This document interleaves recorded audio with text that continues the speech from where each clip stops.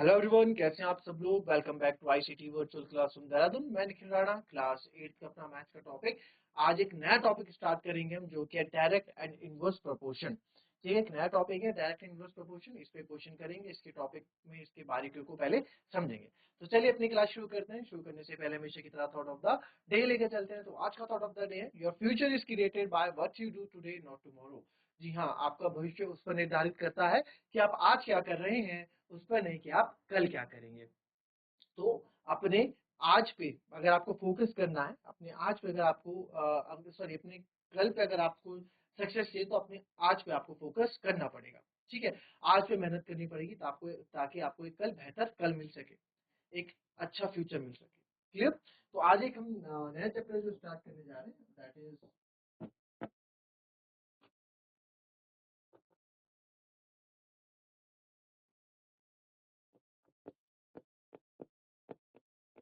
Direct and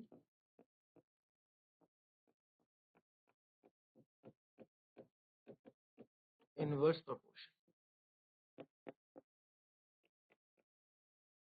ठीक है, direct and inverse proportion. तो डायरेक्ट एंड इनवर्स प्रोपोर्शन में,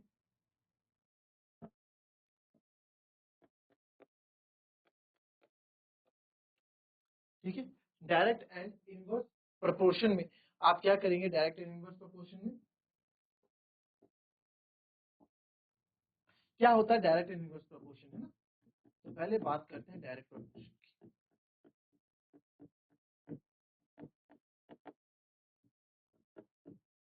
डायरेक्ट प्रोपोर्शन मतलब क्या होता है बच्चों, मतलब डायरेक्टली प्रोपोर्शनल है। यानी कि अगर एक चीज इंक्रीज हो रही है, अगर मेरी कोई एक चीज इंक्रीज हो रही है एक्स, तो उसके पीछे वाई भी इंक्रीज हो रहा है। ठीक है, दोनों एक दूसरे पर डायरेक्टली डिपेंडेबल है, दोनों ही आपके क्या हो रहे हैं, इंक्रीज हो रहे हैं। ये होता है आपका डायरेक्ट डायरेक्ट। ठीक है, इसके कुछ एग्जांपल अगर मैं आपको बोलूं, इसके कुछ example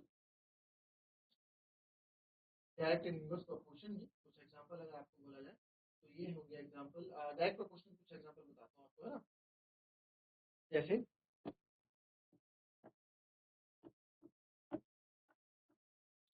if the number of articles purchased, ठीक है, जितने आर्टिकल्स हम खरीदेंगे, ठीक है, the number of article purchase increase, if the number of article purchase increase, the total cost increase.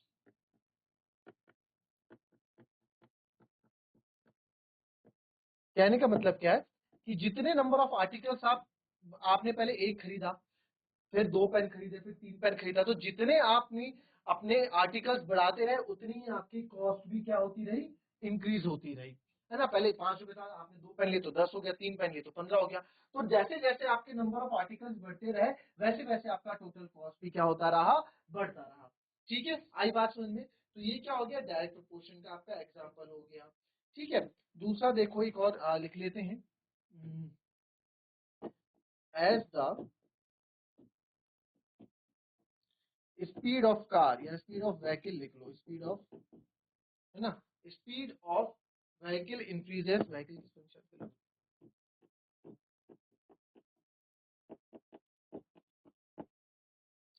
As the speed of vehicle increases. ठीक है,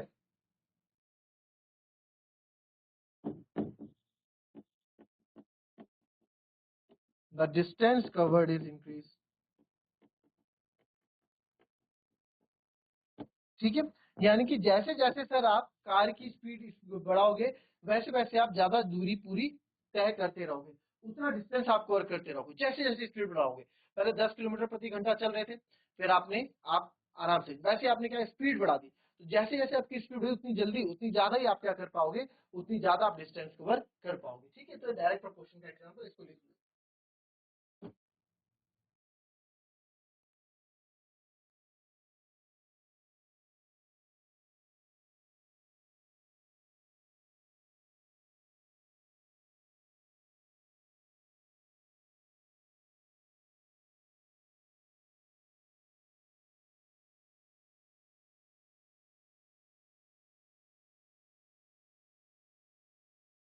चलिए, लिख लिया।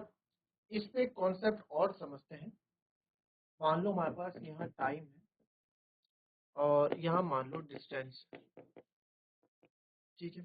तो अब यहाँ देखो कि मैं पहले 10 मिनट में कोई 1 किलोमीटर कवर कर रहा है, फिर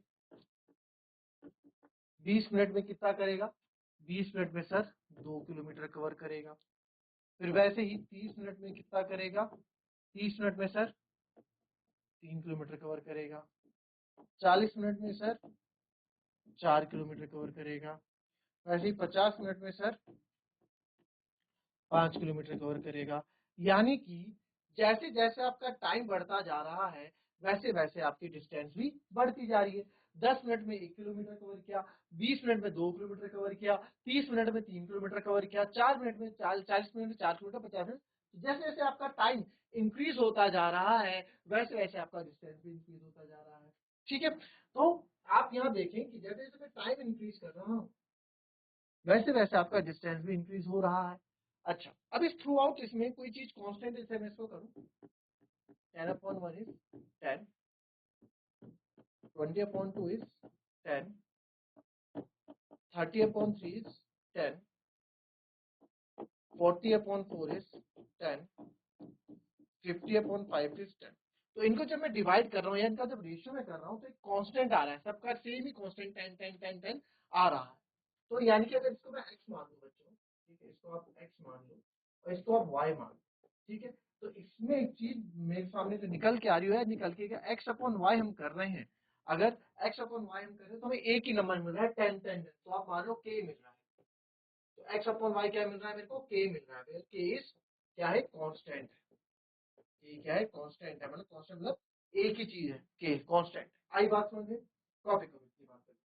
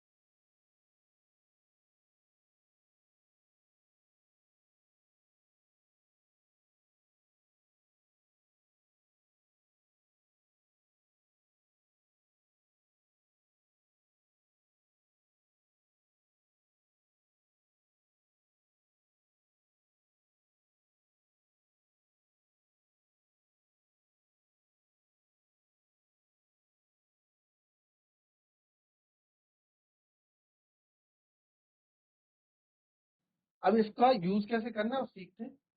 क्वेश्चन कैसे आते हैं इसमें, मान लो कोई क्लॉथ है मीटर में और ये रुपीज है, ठीक है, ये क्लॉथ है, ये रुपीज। तो आप मान लो कि सर 3 मीटर क्लॉथ 300 रुपए का आ रहा है, तो 9 मीटर क्लॉथ कितने का है।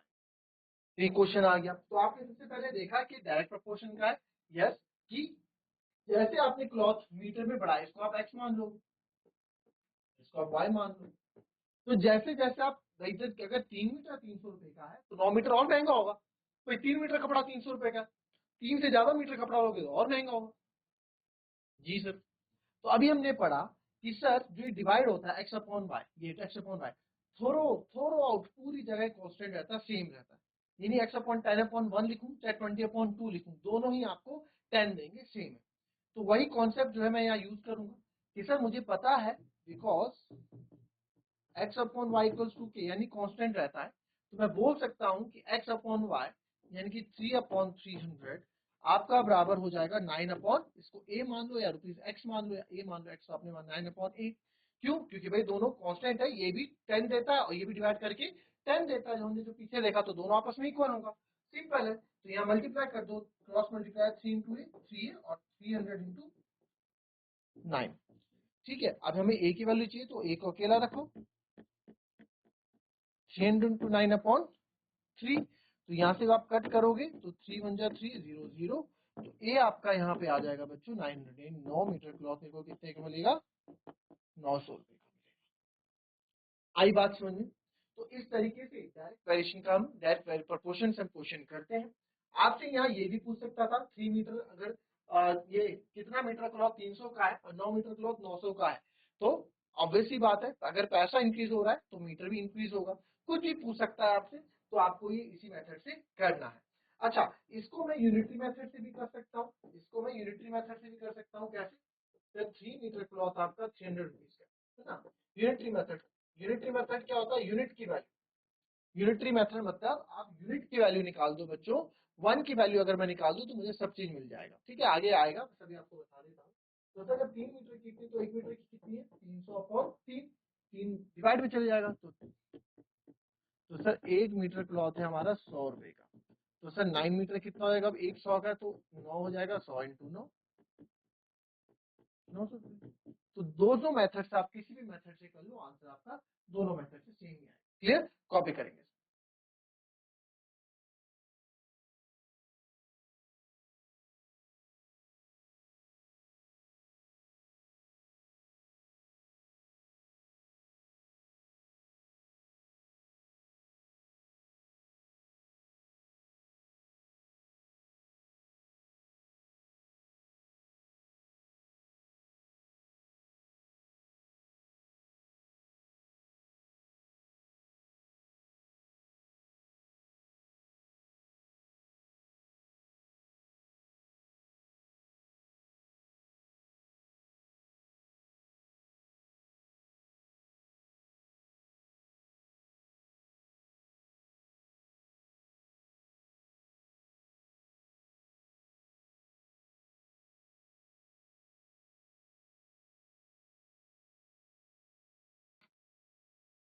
चलिए, अच्छा इनवर्स प्रोपोर्शन में आते हैं, बट डायरेक्ट प्रोपोर्शन में है। देखो एक चीज बढ़ रही है तो दूसरी, डायरेक्ट इनवर्स का एक और एग्जांपल भी आप समझना है कि अगर एक चीज घट रही है तो दूसरी भी घट रही है, ये भी आपका क्या डायरेक्ट ही होता है, ये भी आपका डायरेक्ट प्रोपोर्शन होता है बच्चों। एक चीज घट रही है और दूसरी भी घट रही है तो आपका डायरेक्ट प्रोपोर्शन होता है। फॉर एग्जाम्पल, जैसे आप समझो, अगर मेरे नंबर ऑफ स्टूडेंट्स है किसी कॉलेज में या किसी इंस्टीट्यूट में और ये फीस है, तो अगर नंबर ऑफ स्टूडेंट्स मेरे डिक्रीज होते जाएंगे, कम होते जा रहे हैं, ट्यूशन या किसी कॉलेज से कम, तो वहां उनकी कॉलेज की फीस कलेक्शन भी कम हो रही है। भाई जहां वो 100 बच्चों से, प्रति बच्चों से एक 100 बच्चों से एक बच्चे से 10 रुपए, तो 100 बच्चों से 1000 रुपए वो ले रहे थे, तो अगर 100 से 50 बच्चे हो जाएंगे तो फीस भी कम हो जाएगी, फीस भी 500 रुपये ही मिलेगी उन्हें फिर। तो क्या हुआ? अगर ये चीज डिक्रीज हो रही है तो दूसरा भी डिक्रीज हो रहा है। तो ये भी आप किस चीज का एग्जाम्पल में इन्वाइट करेंगे? इसको वेरी डायरेक्ट प्रोपोर्शन के ही एग्जाम्पल में आप इसको गिनेंगे। ठीक है, ठीक है। चलिए, अब इसमें हम आते हैं आपका इनवर्स प्रोपोर्शन में, कि इनवर्स प्रोपोर्शन होता क्या है।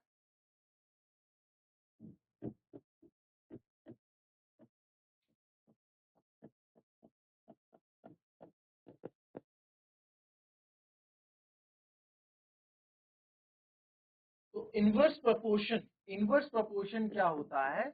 आप समझना, इनवर्स प्रोपोर्शन कि अगर एक चीज बढ़ रही है और दूसरी उसके रिजल्ट में घट रही है, तो वो आपका इनवर्स प्रोपोर्शन के एग्जाम्पल के अंदर आ जाता है। ठीक है, जैसे कि आपको बताऊं,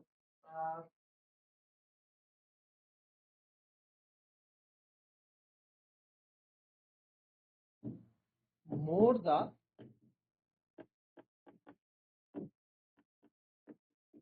नंबर ऑफ वर्कर, जितने ज्यादा नंबर ऑफ वर्कर होंगे, ठीक है, less will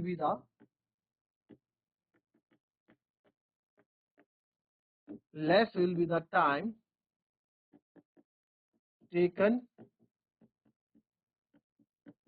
to complete the work. ठीक है, यानी कि सर मोर द वर्कर, जितने ज्यादा मेरे पास वर्कर होंगे उतना कम टाइम मेरे को लगेगा। समझिए बात, जितने ज्यादा मेरे पास वर्कर होंगे उतना कम टाइम मेरे को यहाँ पे लगने वाला है। एग्जैक्टली वैसे ही ये हो गया। दूसरा आप समझो,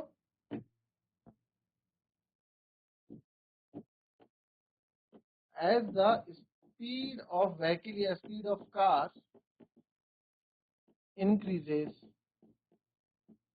जैसे जैसे मैं अपनी गाड़ी की स्पीड बढ़ाऊंगा, ठीक है, तो the time taken to cover the distance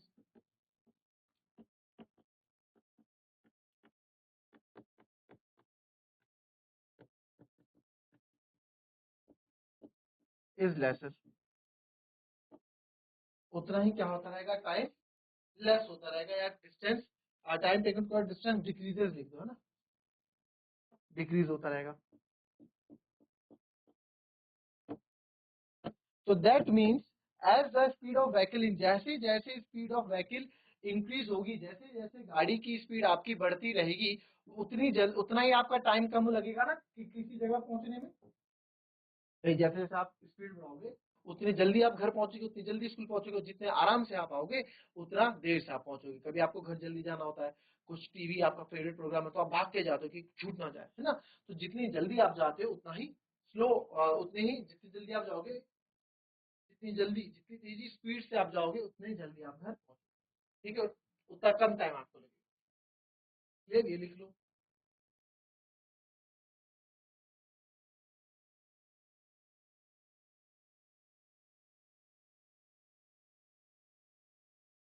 चलिए अब जरा एक चीज और सीखते हैं।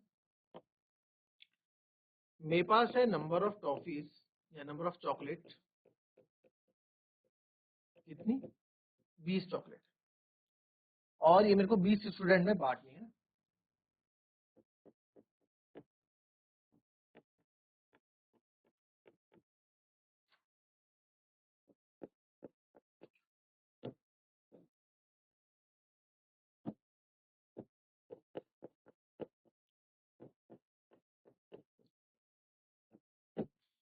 मेरे पास कितनी है,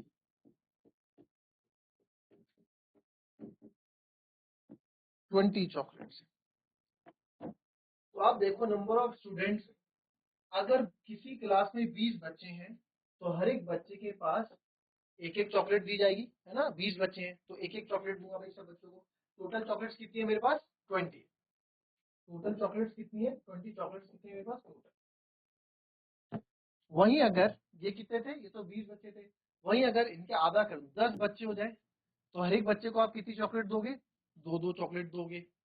ठीक है, ठीक है, अगर 5 ही बच्चे हों तो हर एक को कितनी चॉकलेट दोगे, 5 बच्चे हैं ना तो कितनी चॉकलेट दोगे हर एक को, 4 4 4 4 4। पहला बच्चा, दूसरा बच्चा, तीसरा बच्चा, चौथा बच्चा, पांचवा बच्चा, 4 4 8 4 12 4 16 4 20, है ना, 4 4 दोगे। सर वहीं अगर दो बच्चे हैं तो दो बच्चों को आप, एक को 10 एक को 10 हो गए 20। और वहीं अगर केवल एक बच्चा है तो सारी की सारी 20 चॉकलेट्स आप उसको दो। यही होता है। ठीक है, तो ये इनवर्स प्रोपोर्शन कैसे है सर, आप देखेंगे कि सर जैसे जैसे नंबर ऑफ स्टूडेंट्स आपके कम होते जा रहे हैं, जैसे नंबर ऑफ स्टूडेंट्स हमारे कम, 20 से 10, 10 से 5, 5 से 2, 2 से 1 हुआ, वैसे वैसे नंबर ऑफ चॉकलेट्स आपकी क्या हुई, इंक्रीज हुई। वैसे वैसे नंबर ऑफ चॉकलेट्स आपकी इंक्रीज, जब 20 बच्चे थे तो एक ही चॉकलेट थी, जब 10 बच्चे थे तो दो चॉकलेट बची, जब 5 बच्चे थे तो 4 चॉकलेट बची, 5 से और कम बच्चे दो तो 10 चॉकलेट, दो से और कम बच्चा हुआ एक तो वहां चॉकलेट बढ़ गई 20 हो। ठीक है सर, तो जैसे कि डायरेक्ट वेरिएशन में आपने देखा कि डायरेक्ट वेरिएशन में हम रेशियो देख रहे थे, इनका क्या है, रेशियो जो है इनका सेम था, इनका जो डिवाइड करके रेशियो था, यहाँ क्या सेम है। तो अगर आप 20/1 करो तो 20 आएगा, 10/2 करो तो 5 आएगा, 5/4 करो तो 1 पॉइंट समथिंग, यानी कि डिवाइड में तो यहाँ कुछ भी चीज कांस्टेंट आपको दिख नहीं रही है। तो यहाँ क्या क्या, जरा एक चीज और करूँ, 20/1 करो तो 20 आएगा, 10/2 करो तो 20 आएगा, 5/4 करो तो 20 आएगा, 2/10 करो तो 20 आएगा, 1 इंटू 20 करो तो 20 आएगा। यानी कि इनका प्रोडक्ट, इन सब का प्रोडक्ट पूरे थॉरोली पूरे उसमें क्या है, कांस्टेंट है। ठीक है, तो यानी कि अगर इसको मैं x ले लूं और इसको मैं y ले लूं तो एक चीज समझ में आ रहा है, इनवर्स प्रोपोर्शन के लिए, इनवर्स प्रोपोर्शन के लिए कहानी समझ में आई कि x इंटू वाई क्या मिल रहा है, कांस्टेंट ही मिल रहा है। थोरो पूरा का पूरा आपको कांस्टेंट मिल रहा है, किसमें, इनवर्स प्रोपोर्शन, किसमें, इनवर्स प्रोपोर्शन। ये कैटेगरी जो हम पढ़ रहे हैं क्या है, इनवर्स प्रोपोर्शन। ये क्या है, इनवर्स प्रोपोर्शन, वेयर जो k है आपका, ये k क्या है, कांस्टेंट है। यानी कि सब के लिए क्या है, x इंटू वाई आप करोगे तो सब के लिए क्या आएगा आंसर, k। यानी कि k मतलब एक ही आंसर आएगा, 20 20 20 20 20 20। ठीक है, तो डायरेक्ट एंड इनवर्स वेरिएशन का, डायरेक्ट इनवर्स प्रोपोर्शन का एक एग्जांपल, ये मतलब एक इंट्रोडक्शन था आपका। कल से हम इस पे क्वेश्चंस करना स्टार्ट करेंगे। तो मिलेंगे आपसे अपनी कल की नेक्स्ट क्लास में। इसको आप समझिए अच्छे से, करें इसको ट्राई। तो मिलेंगे आपसे कल की नेक्स्ट क्लास में। तब तक के लिए be happy, be healthy and be safe. Thank you and have a nice day.